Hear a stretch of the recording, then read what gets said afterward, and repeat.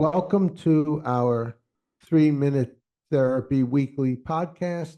I'm Dr. Michael Edelstein, clinical psychologist, and my trusty co-host is here, Mick Berry, and he is an expert in REBT, as am I, and REBT is Rational Emotive Behavior Therapy, type of therapy devised by Albert Ellis in the 1950s, which caused a sea change in the psychotherapy movement from more psychoanalytic oriented therapy to the now very popular cognitive behavior therapy. And the idea of REBT is that our emotions and our behaviors don't come from events themselves, as most people assume, but rather they come from our thinking, views, attitudes, beliefs about those events. And that's a very powerful idea, because if you don't like your emotions and behaviors, identify the thinking that's causing that and change it if that's desirable. And the kind of thinking that leads to emotional problems are thinking in terms of demands, musts, shoulds, I can't stand it's, awfuls, and evaluations of people. I'm no good, you're no good, or life is no good. So the way to overcome emotional and behavioral disturbances by questioning, challenging, and identifying your musts, and show yourself that all musts and shoulds are fictions. They don't exist, just in our heads, and we can change the thinking in our heads through practice and reinforcement. Mick, did you want to add anything to that? No. Okay, we have a guest today named Keith Kukla. Keith is a musician, but Keith, you have an interest in rational emotive behavior therapy. Is that correct? Yes, I have read your book, Doc, and I've read a few books from Dr. Albert Ellis. I also see a REBT therapist here in New Jersey that trained at the Institute in New York. But I had some general questions about health, particularly health. Okay, yeah, and the book that I wrote that you're referring to probably is 3-Minute Therapy. Change your thinking, change your life. Correct. Okay, you had some questions, Keith? Yeah, I mean, I do struggle with the health condition, and I've made a lot of changes in my lifestyle in terms of health, in terms of my diet and exercise. But you hear a lot about the mind-body connection and how, the mind can be influenced by the body. And I wanted REBT's, if REBT did have a take on that, mainly you see things I think that are somewhat not believable. I feel like they get a little too out of the realm of rational thought. And then I do think that there is some legitimacy. I've seen, studies on stress impacting health and, emotions impacting health. But I guess the real question I have is, you hear a lot of people talking some of the new thought about the subconscious mind affecting your health. And I know we don't really talk about that in REBT, but does REBT have a take on thoughts, attitudes, beliefs affecting one's physiology? And could there be attitudes maybe that are out of our field of awareness, attitudes, beliefs that could be impacting our health in a negative way from a rational emotive therapy standpoint? Do they have a take on that or? Yeah, well, the obvious connection, as I mentioned, that's central to REBT, is that our thinking affects our emotions, and our emotions sometimes could be reflected in bodily manifestations, such as stress. That would be the main one. Mick, can you think of any other additions? Well, yeah, I think the most obvious I know that I can experience is lack of sleep or difficulty sleeping. If we're worried or have anxiety, it's harder to sleep. And if we're not sleeping as much, then we're not as physical, we're not helping ourselves physically as much as we can. I do think that there's REBT discourages speculation. And like you were saying, Keith, I think I see people often take this too far, to the point that, I know that a friend of mine got cancer. She's okay. She had the treatment through a hospital, and it all worked out. And it was several years ago when she was treated. But one friend of hers responded, well, okay, if that's how you're choosing to address this problem, then that's your path. Many people would try to do it by making themselves feel better emotionally, which is ridiculous. You know, we can, if I get a physical ailment, it may be connected to some anxiety I'm giving myself, but it doesn't mean it necessarily is. And I see people take this so far as to conclude that every physical ailment has a mental component, and that's just not true.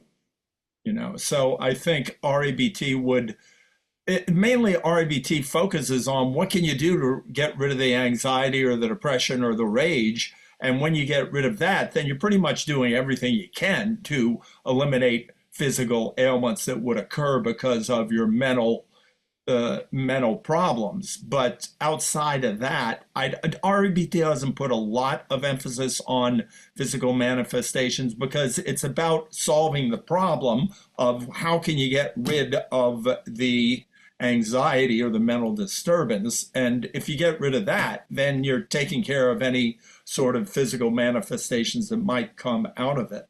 You know, now as far as what you can mention, diet, exercise, I don't even know if those fall under the realm of REBT, except for REBT saying it's best for you to do what is healthy for yourself. So know what those are and attend to them. But there's no there might be mental disturbance if I'm procrastinating from exercise. So then there could be the thought that I can't stand exercising or it's too much for me to do, but get rid of that. But even if you're thinking I can't stand exercise, the point is to get out there and exercise. So even if you're erroneously believing you can't stand the exercise, if you're exercising, then you're still achieving what you need to physically. Yeah, and another aspect of the mind body in terms of what you're mentioning, Mick, is in terms of uh, overeating, being addicted to food, or being addicted to drugs and alcohol. That comes from the mind. Addictions come from our thinking about our urges and tendencies. So you can have an urge to have another drink, but that you don't have to act on the urge. And people who are addicted to alcohol and drugs think that they have to act on the urge, and then they do themselves in the long run. Also, in terms of ridiculous extremes that you brought up, Mick, there was I don't remember if he was a psychologist. I think his name was Stuart Symington. Have either of you heard of him? And he had this idea that if you had cancer, then if you meditate, then you could get over your cancer. So that's one of those ridiculous extremes that you referred to. Nick? Yeah. And well, let's see, what was I going to tell you? It slipped my mind. Sorry. Yeah. Keith, did you have other questions or other aspects of that you'd like us to address? No, I just kind of wanted to see, where it's like I said, that you have everything from, Herbert Benson's research on stress in the 70s and the Paris, and how, if you're stressed, it's obviously going to impede the healing process. But then, like I said, you have other things that go to the other side of, things like manifestation and stuff, which I do not believe. And so I was looking for a more grounded, can our thoughts affect our physiology and I know, Albert Ellis, as far as I've seen, didn't really talk about that. I have seen studies of more Beck-based cognitive therapy, behavioral therapy, talking about helping with inflammation, which I'm assuming has to do with decreasing the stress response, which would obviously make our body less inclined to be inflamed and be in a fight or flight response. But I kind of just wanted a grounded perspective because, as we know, the internet's a beautiful thing, and sometimes it's not. You get a lot of really good information, and then sometimes you get some other types of information that you got to, kind of scratch your head a little bit. So I kind of wanted to really just run it by, experts in the field and see, their thoughts on that particular area. So no, pretty much wanted to just get, your take on, once again, are there things that, besides diet and exercise that mentally could be helpful, which, the obvious things, if you're getting rid of your demandingness, your shoulds, your anger, and having some level of acceptance, I do believe that that is healthy and can help the body assist in the healing of your body and whatever other things you're doing in doctor's care, proper sleep, proper nutrition. But I wanted the mental take on it from the rational emotive behavior therapy kind of standpoint. Right. So, yeah. Mick?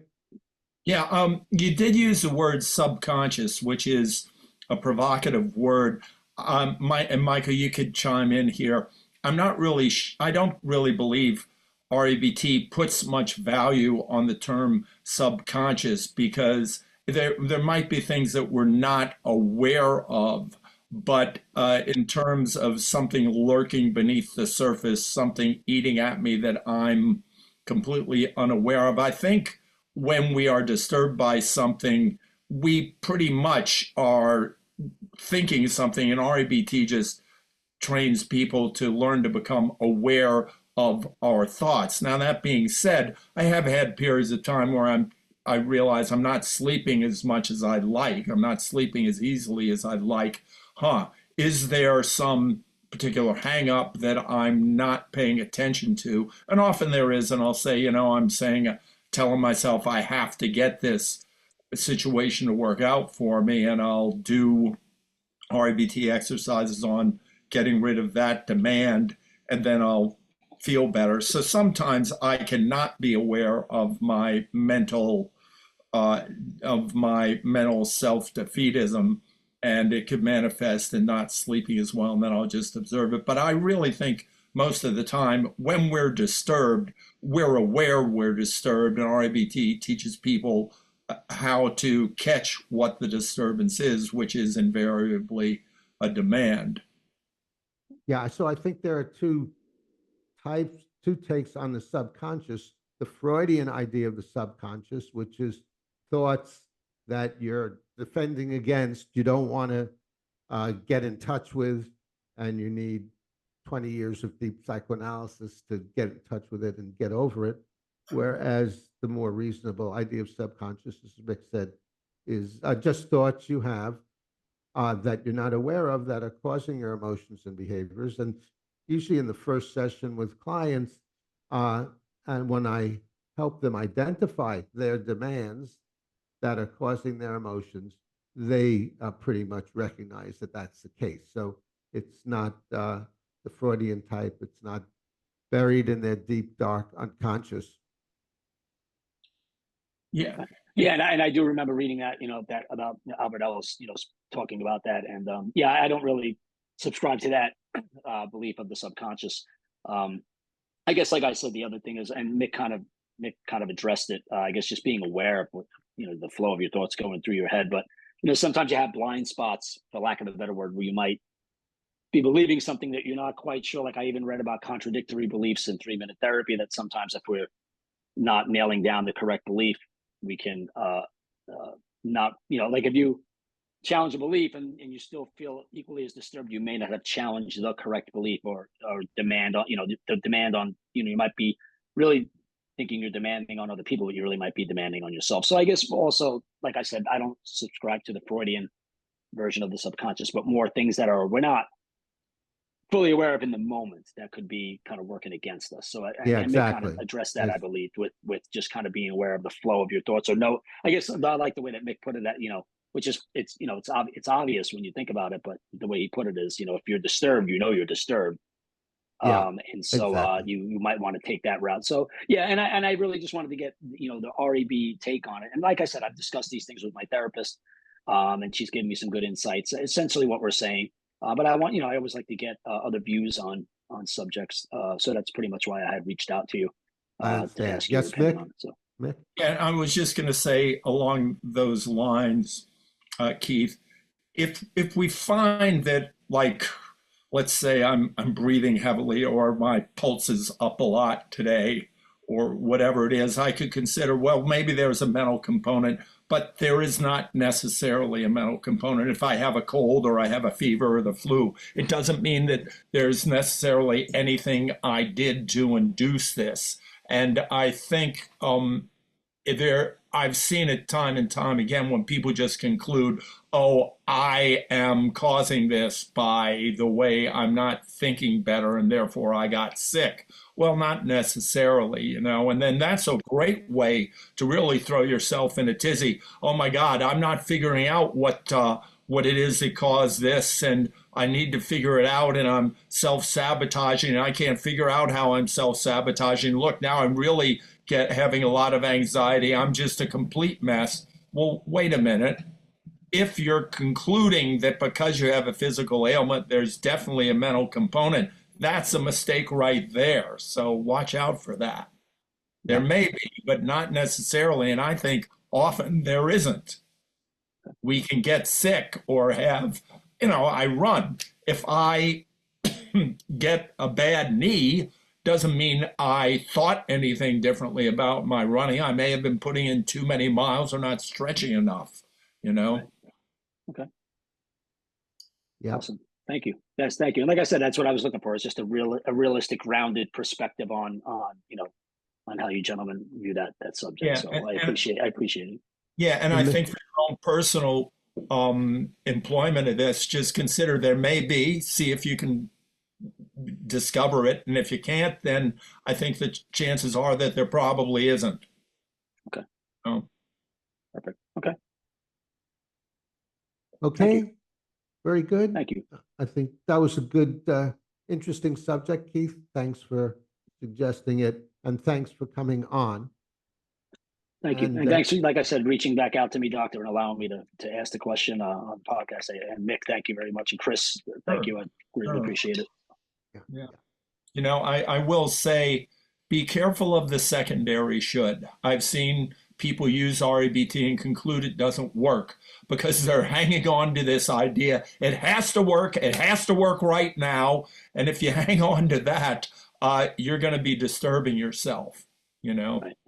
Yeah, and it's funny because I did at one moment almost had myself in a tizzy, and I'm like, and then I kind of it was almost a secondary disturbance. I'm like, well, where in the universe says I must figure this out? Like, I want to take my whole day sitting here trying to figure this out, or do I want to deal with this right here in the moment and get about my business for the day?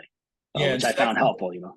Secondary disturbance is probably the most elusive, and because it's not easy to be aware of how we're having anxiety over anxiety. I'm having so much anxiety. When we have a secondary disturbance, that's how things can really spin out of control. And REBT can be completely negated if I maintain the attitude, REBT has to work. I must make it work in all circumstances 100% of the time. It's not going to work that's my attitude. Okay. Okay, very good. Thank you, gentlemen. I really appreciate the insight and the time.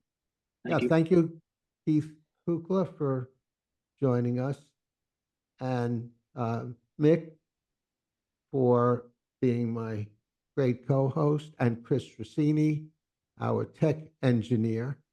Comment below if you have thoughts on what you heard or questions. Give us a like and a thumbs up if you got something out of it. Suggest subjects for future podcasts. We're always looking for subjects, and volunteer as well. Keith survived, and I'm sure you would if you volunteer. You could volunteer a problem you have that you like Mick and I to help you with, or if you're a therapist, a problem your client has and you want some suggestions on how to help your client. And subscribe to the 3-Minute Therapy podcast to do what, Mick? Just stay on the rational side of life.